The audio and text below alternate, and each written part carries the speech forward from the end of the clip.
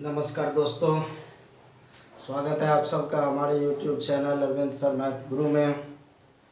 प्रस्तुत करता है आयुष इंस्टीट्यूट ऑफ मैथमेटिक्स। आइए, बहुत से छात्रों की डिमांड थी कि अब 11वीं की क्लास शुरू की जाए। स्वाभाविक सी बात है, 11वीं का सेशन लेट होते जा रहा है। अब नामांकन की प्रक्रियाएं भी जारी है। तो आइए हम आप लोगों के लिए लेकर आए हैं क्लास 11वीं।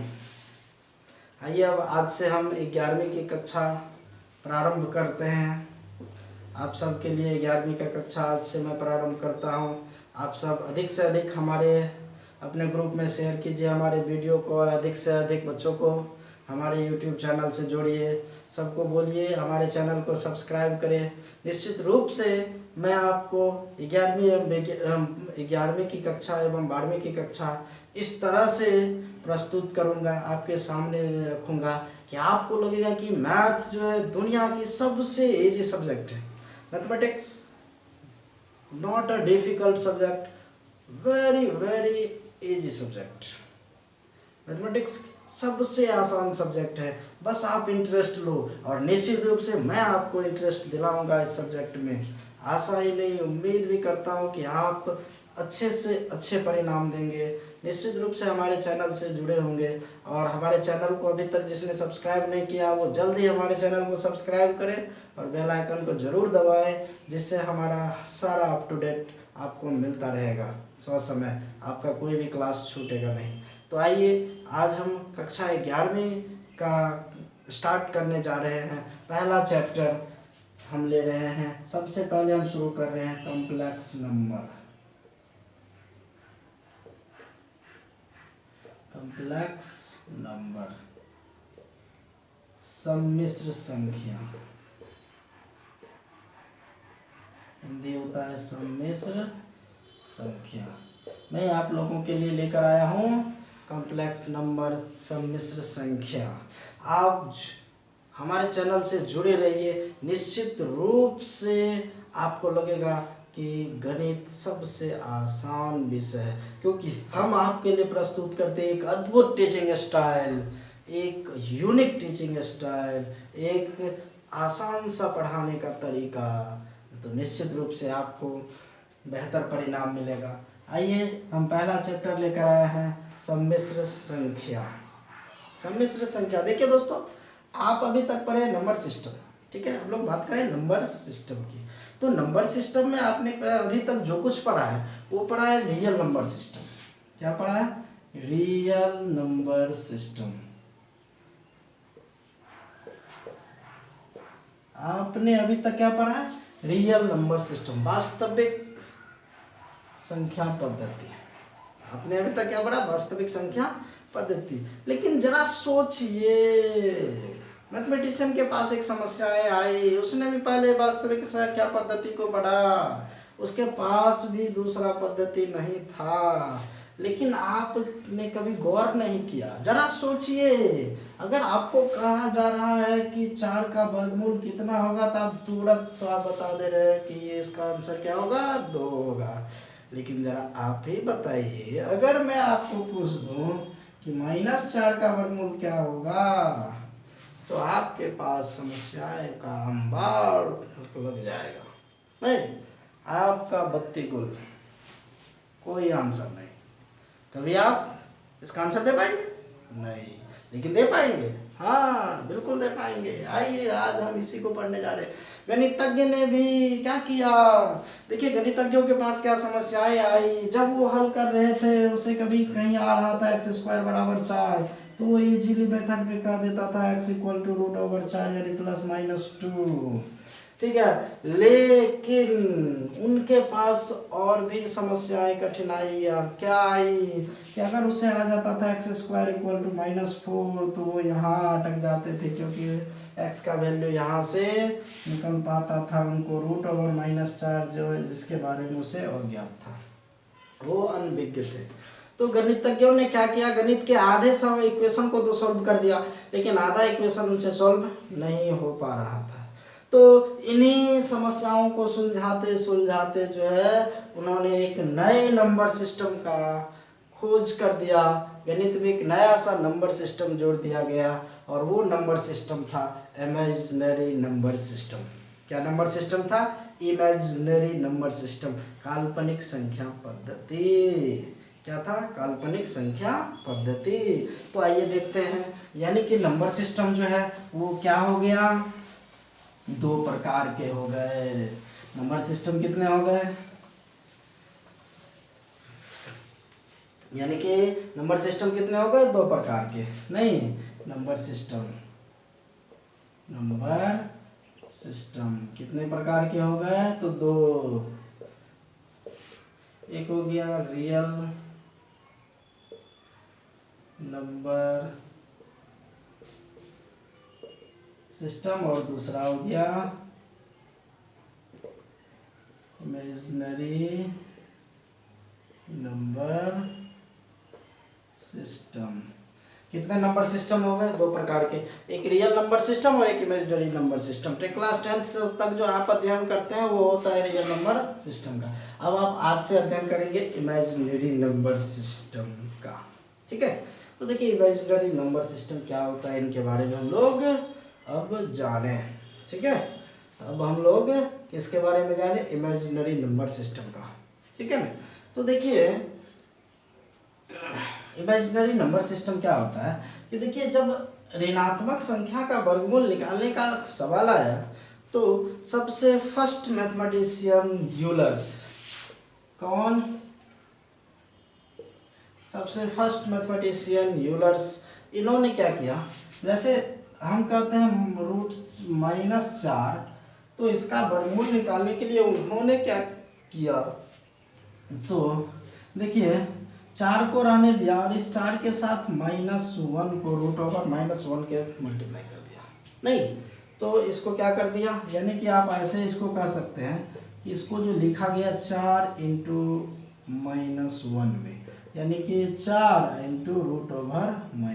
यहाँ लिखे हम लोग, यहाँ थोड़ा सा हमारे बोर्ड की त्रुटि है, √-1। ठीक है ना।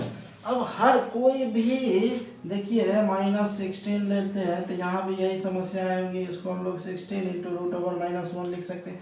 यानी कि हमारे पास जो समस्याएं दे रहा है वो क्या दे रहा है? √-1। इसी को लेकर जो है हमारा सवाल अटक जाता है। तो यूलर्स ने क्या किया? सबसे फर्स्ट गणितज्ञ यूलर्स ने क्या किया? तो तुरंत से इस 4 का वर्गमूल तो 2 लिखा और √-1 के लिए प्रस्तुत किया गया आई को, आयोटा। क्या लिया गया? आयोटा का पहला लेटर आई। √-1 के लिए क्या पुट कर दिया? आई, आयोटा। आयोटा का मतलब होता है रत्ती, बहुत ही छोटा, बिंदु मात्र, तीक्ष्ण, सूक्ष्म, बिल्कुल सूक्ष्म। क्या होता है? बहुत ही छोटा, रत्ती भर। ठीक है, तो सबसे first mathematician Euler's put forwards √-1 equal to I, iota. ठीक है, तो इस तरह से उसने तुरंत से वर्गमूल निकाल दिया। √-4 का वर्गमूल क्या हो गया? 2i।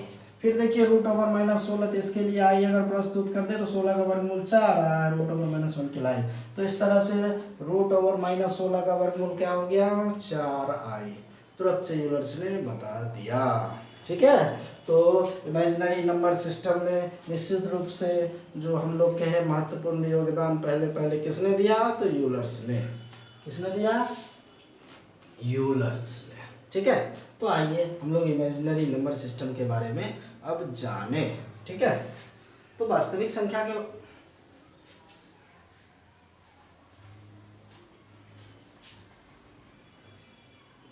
मिनट मिले थे 10 मिले हैं।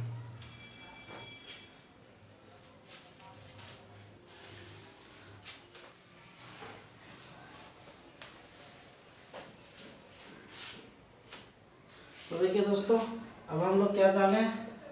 हमारे पास क्या आ गया? √-1 ना, तो √-1 क्या है? What is √-1? √-1 क्या है?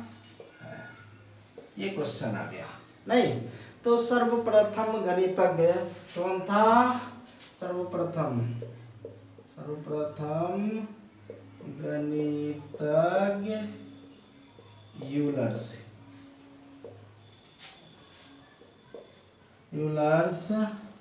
ने √(-1) के लिए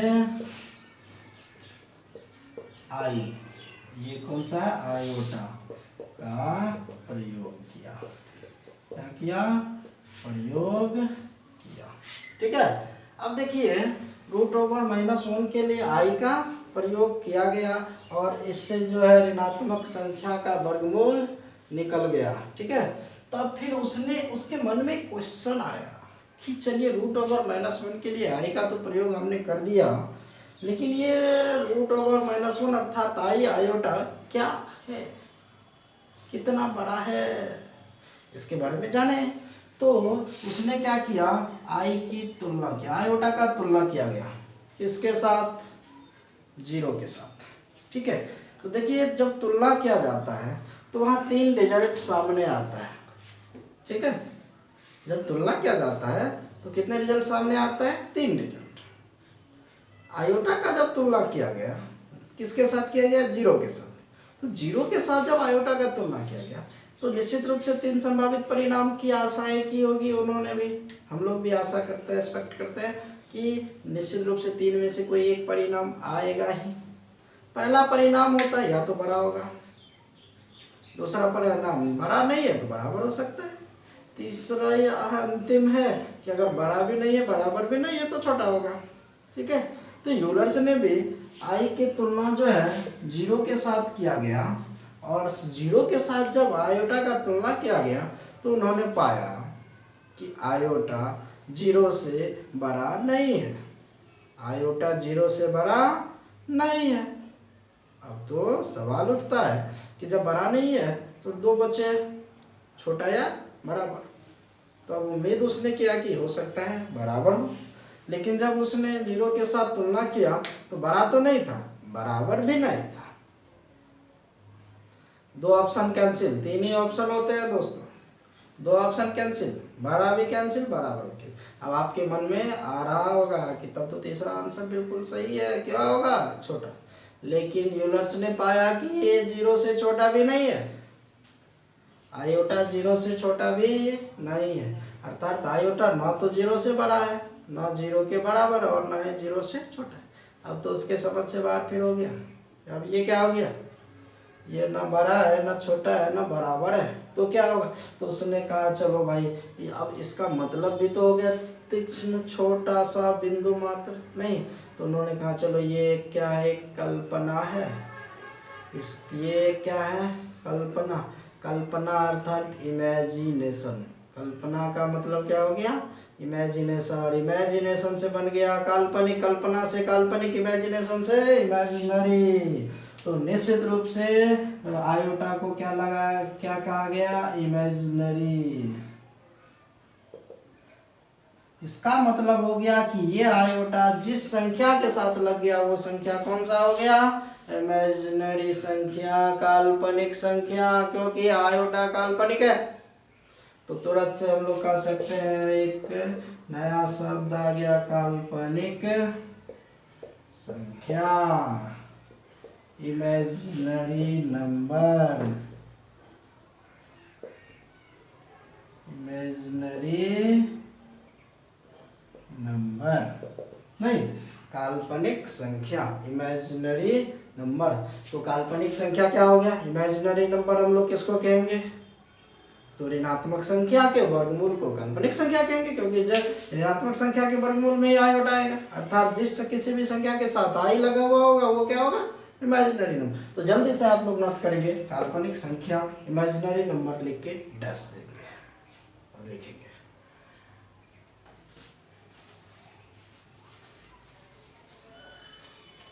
तो भी लिखना चाहे तो लिख के रख लें, अच्छा रहेगा।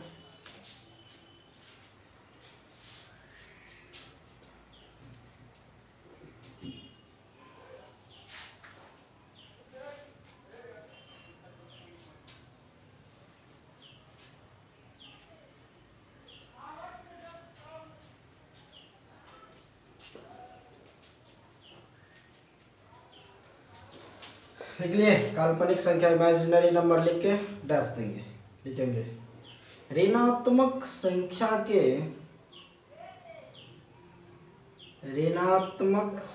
के वर्गमूल को काल्पनिक संख्या कहा जाता है। ऋणात्मक संख्या के वर्गमूल को काल्पनिक संख्या कहा जाता है।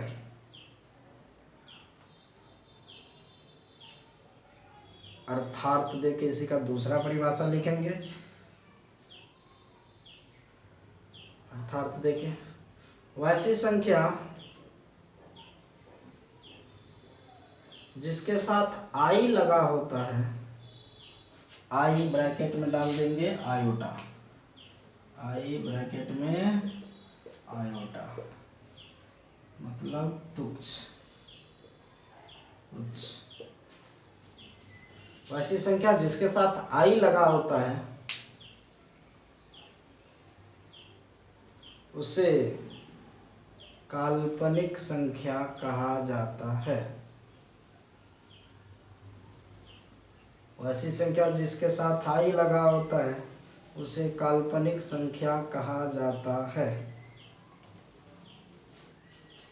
एग्जाम्पल के रूप में आप लोग लिखेंगे 2i, 3i, 5i, 6i etc कर दीजिए etc। चलिए अब इसके बारे में आगे हम लोग चर्चा करते हैं।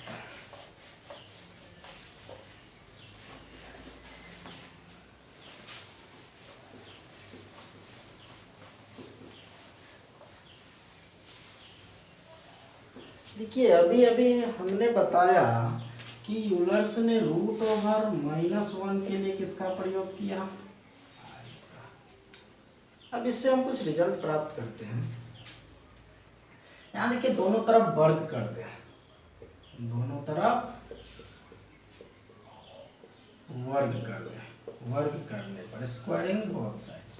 अगर वर्ग कर दें तो √(-1) का स्क्वायर हो जाएगा, इधर i का स्क्वायर हो जाएगा, नहीं हो जाएगा। तो यहाँ से स्क्वायर से रूट क्या होता है, कैंसिल हो जाता है। तो यहाँ -1 इक्वल टू क्या हो गया i², यानी कि i² का वैल्यू क्या हो गया -1। तो इस तरह से आप कह सकते हैं कि i² का वैल्यू क्या होता है -1। एक रिजल्ट हमको प्राप्त हो गया। अब मान लेते हैं iq का वैल्यू अगर हम लोग प्राप्त करते हैं iq का, तो इसको हम लोग लिख सकते हैं iq को i का स्क्वायर इंटू i, नहीं, और i² का वैल्यू आप जानते हैं कि क्या होता है -1 i इंटू i, यानी क्या हो गया -i। iq का वैल्यू आपको क्या निकल गया -i, नहीं हो गया। फिर i⁴ का वैल्यू हम लोग ज्ञात करते हैं। i⁴ का वैल्यू क्या हो जाएगा i² इंटू i²। इसको हम लोग लिख सकते हैं i² का वैल्यू -1 होता है और i² का वैल्यू फिर से -1, तो माइनस माइनस प्लस 1 इंटू 1 यानी i⁴ का वैल्यू क्या निकल गया 1। अब इससे आगे फिर कैलकुलेट करते हैं तो आपको यही वैल्यू रिपीट होता आएगा। तो आपको जो फाइनली हम लोग बात करें तो i इक्वल टू हो गया √(-1), i² इक्वल टू याद रखना है -1, iq का वैल्यू हो गया -i और i⁴ का वैल्यू 1। यही रिजल्ट याद रखना है आपको सदा के लिए, यही हमारे सम्मिश्र संख्या काल्पनिक संख्या में आएगा, ठीक है ना। तो ये वैल्यू आपको याद रखना। अब इससे वह कोई भी वैल्यू आपको निकालना हो तो आप इजीली निकाल सकते हैं। जैसे देखिए अगर मान लो आप i⁴ वैल्यू निकाला तो i⁴ इंटू i, यानी i⁴ का value 1 into i equal to i हो गया, नहीं हो सॉरी i² ना, हाँ i² का वैल्यू होता है यहाँ -1, तो -1 इंटू 1 यानी कि -1। इस तरह से निकल गया, नहीं कोई भी वैल्यू दिया जाएगा निकल जाएगा। लेकिन अब पुनः अगर मगर लेकिन बट किंतु परंतु अगर किसी चीज में लग जाता है तो समझिए वहाँ खतरा है। देखिए हम आपको कहते हैं i⁴ 1,76,475, अब इसका वैल्यू आप निकाल, आप क्या करेंगे, आई पावर 4 भर दे लिखते रहेंगे नहीं। तब उसके लिए हमारा एक ट्रिक याद रखना है। क्या याद रखना है? ट्रिक। हम आपको एक सिंपल सा ट्रिक दे रहे हैं। देखिए करना क्या है, ये जो पावर है इसको 4 से भाग दे दीजिए तुरंत। आप क्या करेंगे, 4 से भाग दे देंगे। और भाग देने के बाद हमको भागफल के बारे में नहीं जानना है, सिर्फ जानना है शेष कितना बच रहा है। क्या जानना है? शेष कितना बच रहा है। और जो शेष बचेगा उसको आई के पावर के रूप में डाल देना है, ठीक है। और तब वैल्यू ज्ञात कर लेंगे। जैसे देखिए आई पर ये है 1,76,475। अगर इसमें हम भाग देते हैं 4 से तो हमारा शेष कितना हो जाएगा? 3। शेष कितना हो जाएगा? 3। देखिए आप भाग देके देख सकते हैं 1,76,475। अब अगर इसमें 4 से भाग देते हैं, 4 चौके 16 बच गया 1, 16, 4 चौके 16 कैंसिल, 4 आ गया, 4 का 4 कैंसिल, 7, 4 का 4, 4 हो गया 3, 35, 8 चौके 32 और 3 शेष। अब देखिए ये शेष भी निकालने का एक ट्रिक हम आपको बता दे रहे हैं। देखिए 4 से भाग देना है, बस कितना बड़ा नंबर है लास्ट 2 डिजिट को भाग दे दीजिए। 75 है, 75 को भाग दीजिए, 18 चौके 72 जोड़ 3 तो 3 शेष बच गया। बस पूरे को नहीं देना है, इतना क्यों करेंगे हम लोग। सिंपल सा ट्रिक हमारा याद रखिए और लास्ट 2 डिजिट को भाग दीजिए 4 से, जो शेष आएगा वही शेष लिख दीजिए। आई क्यू, और आई क्यू का वैल्यू आप ही क्या जान रहे हैं पहले से, क्या माइनस आई। इस तरह से आई क्यू का वैल्यू निकल गया माइनस आई ना, यानी आई पावर 1,76,475 का वैल्यू क्या आ गया? माइनस आई। नहीं तो है ना, बिल्कुल सिंपल तरीका, कितना आसान तरीका। तो आप इसको जल्दी से नोट करके लिख लें, यहाँ तक लिख लें, तब मैं आपको ट्रिक लिखाता हूँ। जल्दी में आप लोग नोट करें।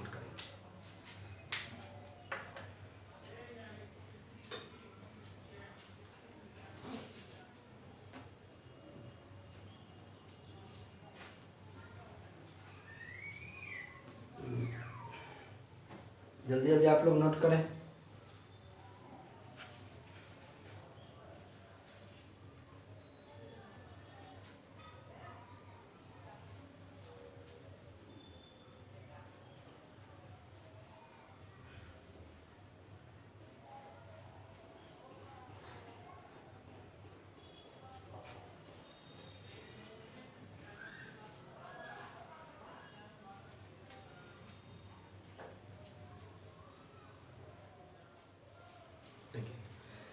यदि आई पर पावर के रूप में, यदि आई पर पावर के रूप में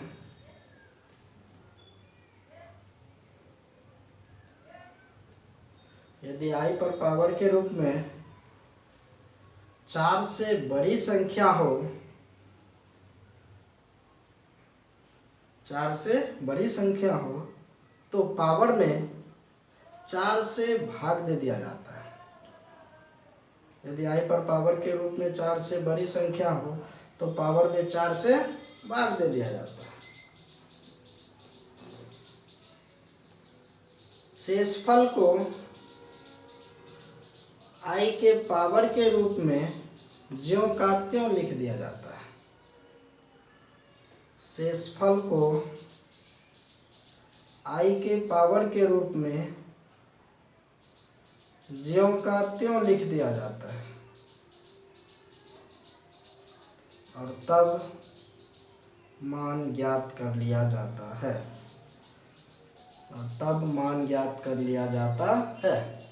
एग्जाम्पल के रूप में लिख लीजिए, जैसे मान लेते हैं 256 है तो भाग देंगे तो शेष 0 आएगा, और शेष 0 आ गया तो वैल्यू कितना, किसी भी संख्या पर पावर 0 का वैल्यू 1 होता है। मान लेते हैं आई पावर 3,435 है, भाग देंगे तो शेष 3 आएगा, यानी कि माइनस आई हो गया आई क्यू का वैल्यू। तो इस तरह से एग्जाम्पल में आप लिख लेंगे।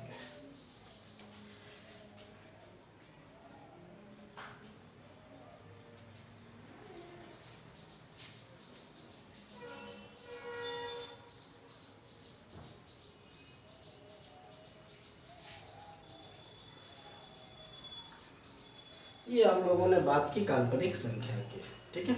अब हम लोग जो पढ़ने जा रहे हैं वो लिखे सम्मिश्र संख्या। सम्मिश्र संख्या, imaginary number, sorry complex number. अब आप लोग लिख के डैश देंगे कॉम्प्लेक्स नंबर।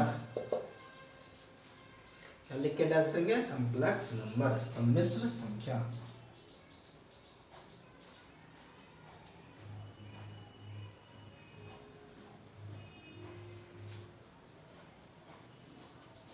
तेजी में लिखेंगे।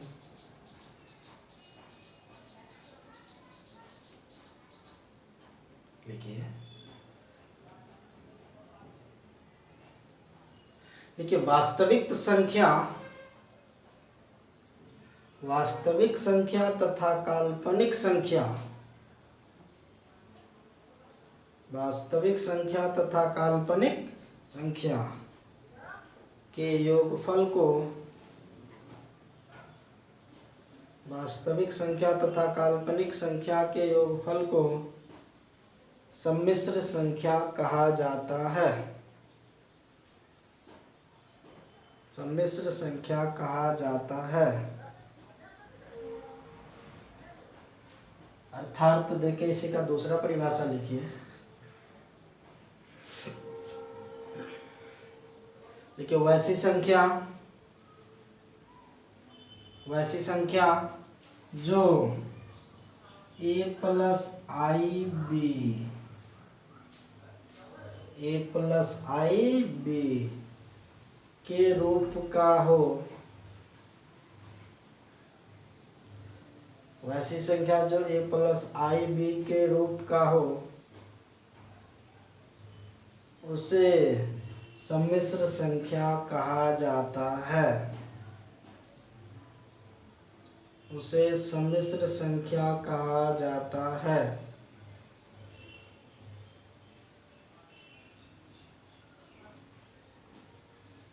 जहाँ a तथा b, जहाँ a तथा b वास्तविक है, a और b क्या है? वास्तविक।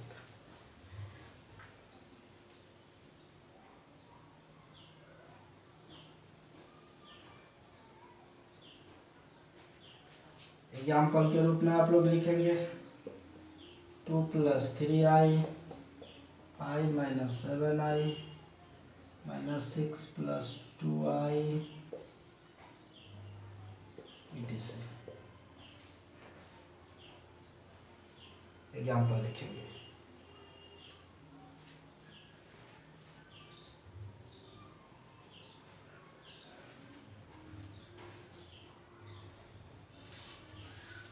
अब एक स्टार देके लिख लीजिए, स्टार लगाइए और लिखिए। ये सम्मिश्र संख्या को, सम्मिश्र संख्या को C, कैपिटल C या Z से सूचित किया जाता है। सम्मिश्र संख्या को C, कैपिटल C डालना है, या Z से सूचित किया जाता है।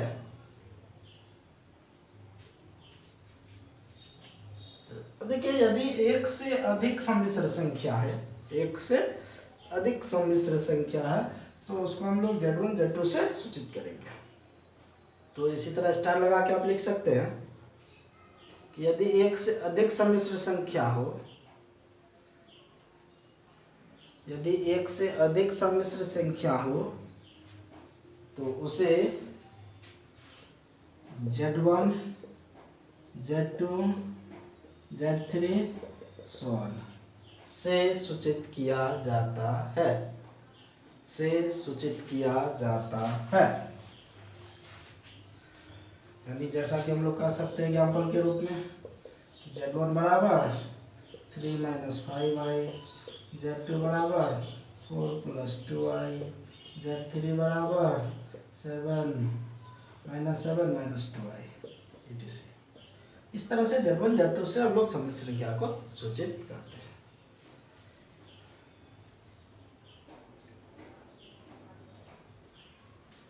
ठीक है, तो सम्मिश्र संख्या के परिभाषा के रूप में हम लोग जान लिए, काल्पनिक संख्या के बारे में हम लोग आज जान लिए। आज के लिए हम इतना पर ही रखते हैं।